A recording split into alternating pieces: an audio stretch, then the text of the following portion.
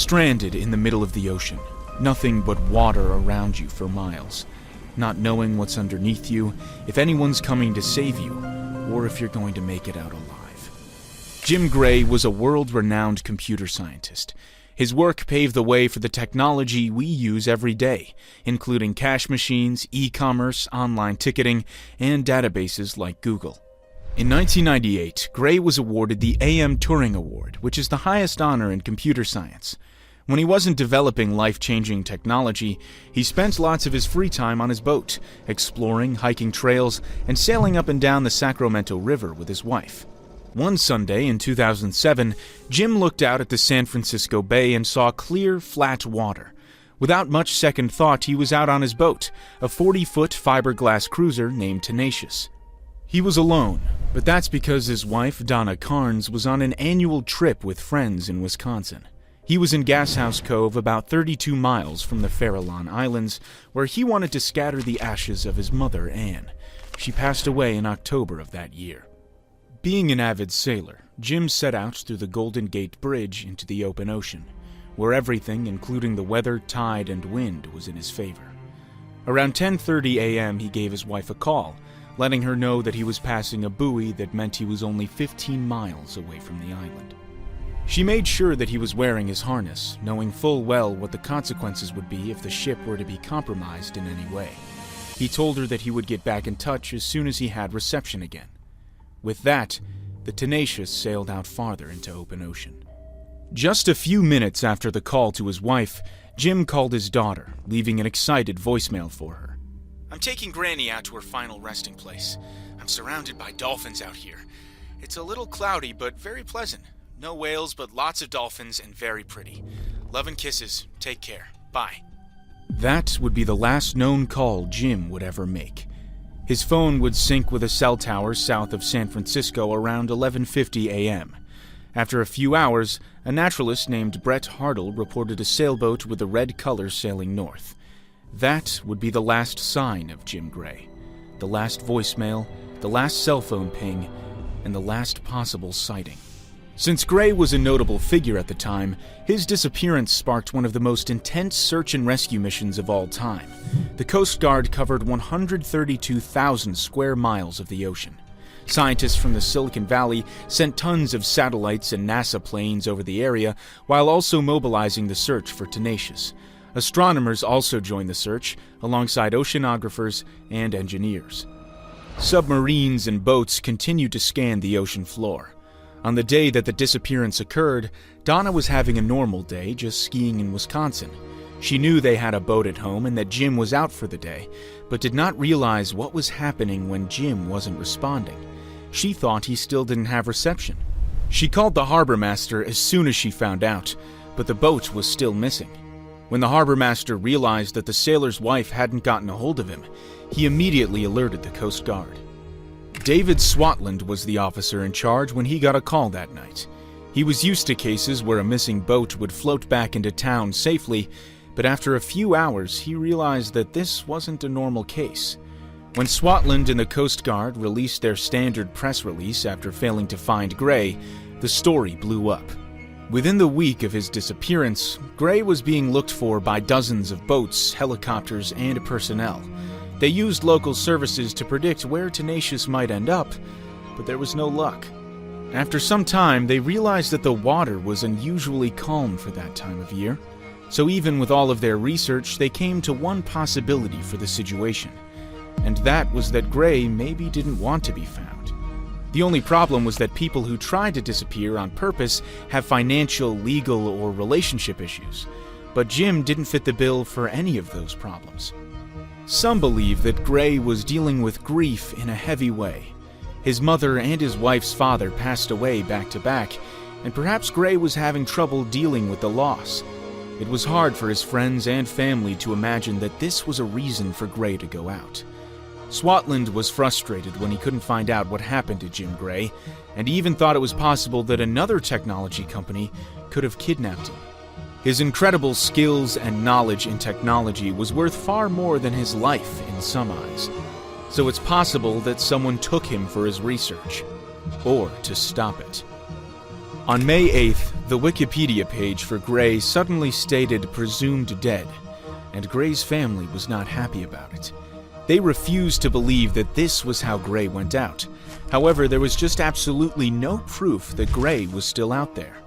To this day, there is still no sign of Jim Gray, and no one knows what truly happened to him on his sailboat that day.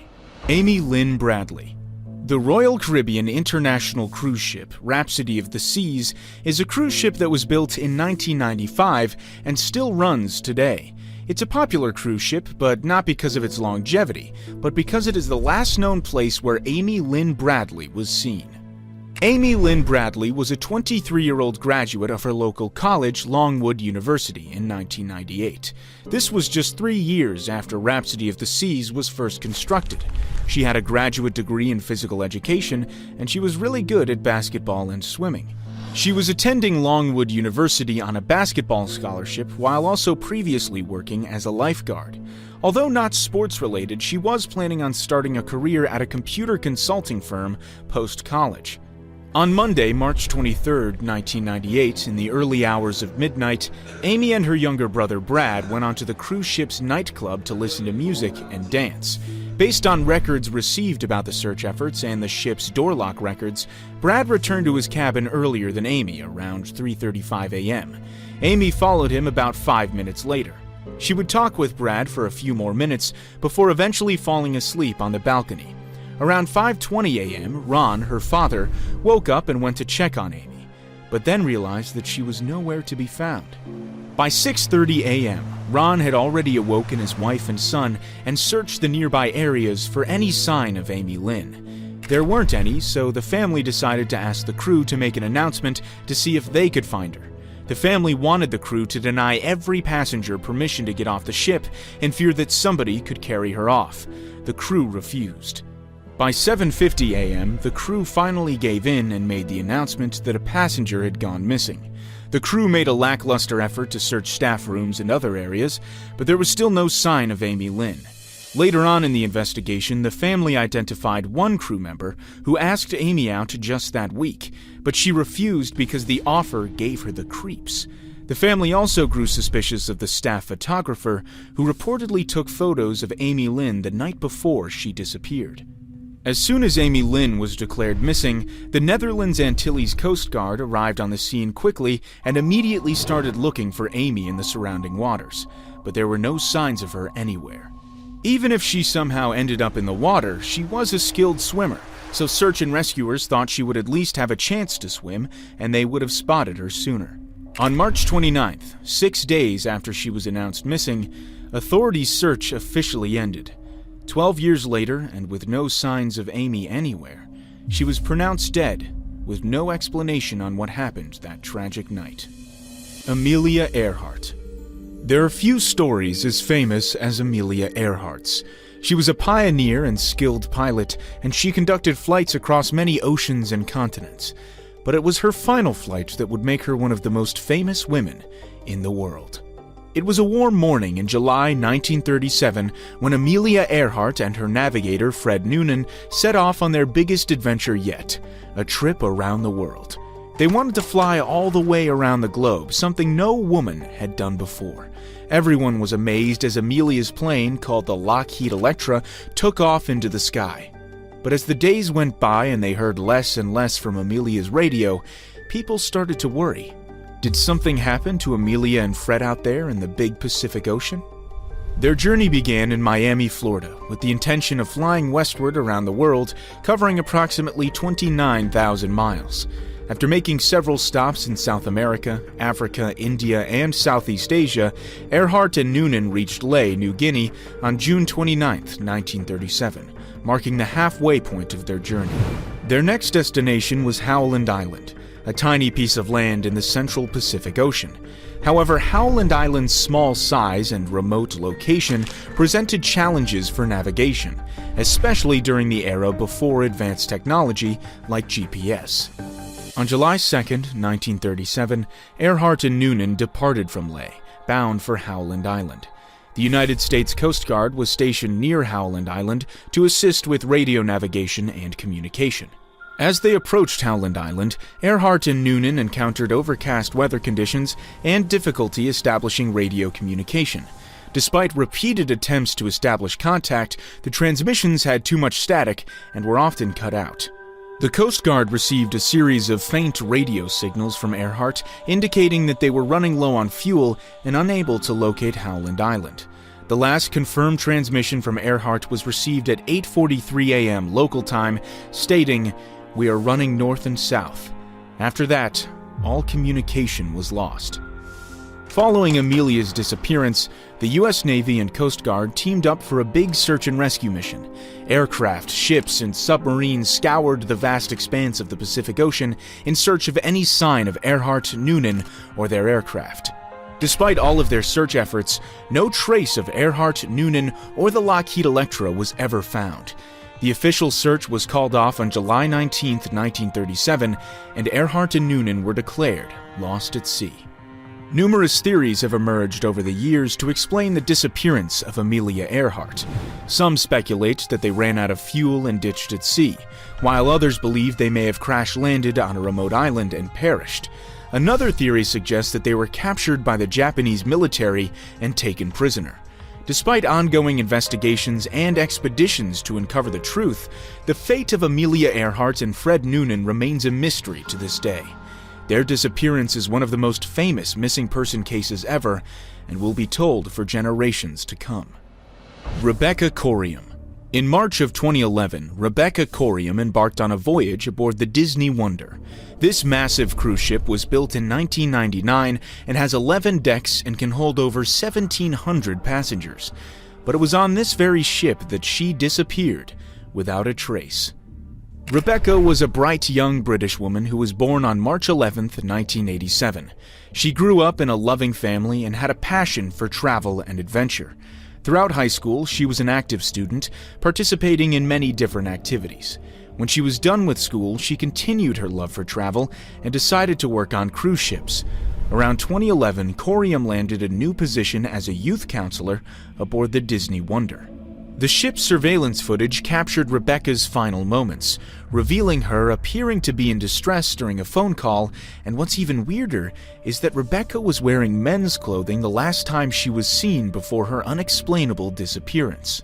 The Disney Wonder was sailing off the coast of Mexico when Rebecca disappeared. Rebecca constantly stayed in contact with her family while working, and she sent her parents a message on March 21, 2011, saying that she would call them the next day. 12 hours went by without a response, and that's when Rebecca's mom knew something was wrong. Around 9 a.m. the next morning, Rebecca didn't show up for the beginning of her first shift. She wasn't in her room, and when the cruise staff tried calling for her over the PA system, she didn't respond. It was reported from a unanimous, unverified source that she may have gone overboard around 3 a.m. that night. A man was seen going up to Rebecca to see if she was all right early in the morning on the day of her disappearance, but no one is sure what was said or what happened. Despite lots of searching by investigators and heartfelt pleas from her family, the real story stayed hidden, making the ship feel spooky and uncertain. Regardless, someone knew what happened to Rebecca, but the truth is still kept secret to this day. Lots of ideas came up, but none seemed to make sense. Some thought Rebecca had a sad accident, while others thought something sneaky happened miles into the middle of the ocean. Years went by, but Rebecca's story stayed a mystery. Some investigators thought that a rogue wave may have swept Rebecca away. Interestingly, the Bahamian police never sent over their final report to Rebecca's family. The British detectives who looked into the missing persons case refused to give copies of their own reports because it contained restricted personal information. When Rebecca's family visited her room shortly after her disappearance, they discovered some surprise tickets for Disneyland Paris that were for them, as she was apparently going to gift them later on. This led her parents to believe that she did not unalive herself, like many investigators thought. Rebecca Corium's disappearance remains unsolved, waiting for someone to figure it out. And as time keeps moving, one thing's for sure: the truth will come out when it's ready. Linda Carmen. One of the strangest disappearances at sea involves Linda Carmen, Linda and her son Nathan Carmen embarked on a fishing adventure from Point Judith, Rhode Island. Their excitement filled the air as they boarded their boat, the Chicken Pox, ready for a day of fun on the water. But tragedy struck when Nathan was found floating on an inflatable raft 8 days after leaving the Rhode Island marina, leaving Linda nowhere to be found. Nathan was miraculously rescued. But being found on a floating raft all by himself caused a massive manhunt. As days turned into weeks and weeks into months, the Coast Guard's exhaustive search led to no clues to Linda's whereabouts. Time quickly passed, and Linda's disappearance kept troubling her family, leaving them unsure and worried. The Carmen family struggled with the sadness of not knowing what happened to Linda. As the years went by, people still couldn't figure out the curious case of Linda and Nathan Carmen. Since Nathan was reportedly the last one to see his mother alive, a case was started. Prosecutors then began to really look into the troubling case. They came to the conclusion that Nathan planned to kill his own mother and sink their boat. Carmen denied the allegation. Then, investigators looked into the death of Nathan's grandfather, John Chakalos. In 2013, Nathan allegedly shot and killed his wealthy grandfather in his sleep in order to get rich off his grandfather's wealth. Nathan denied being a part of both deaths, and even though police in Windsor drafted an arrest warrant for Nathan in regards to his grandfather's death, the state prosecutor requested more information, and then no criminal charges were brought until the federal indictment. In response, Carmen's aunts filed a lawsuit in New Hampshire, seeking to prevent him from inheriting a portion of Chakalos's $43 million estate, alleging his involvement in their father's death and abandoning his mother during the boat incident. In 2022, Carmen faced first-degree murder and fraud charges. Federal prosecutors claimed he murdered his mother after spending the $550,000 inheritance he received from his late grandfather, John Chakalos. On June 2023, Nathan Carmen was found unresponsive in his New Hampshire jail cell just months before his scheduled trial for his mother's death.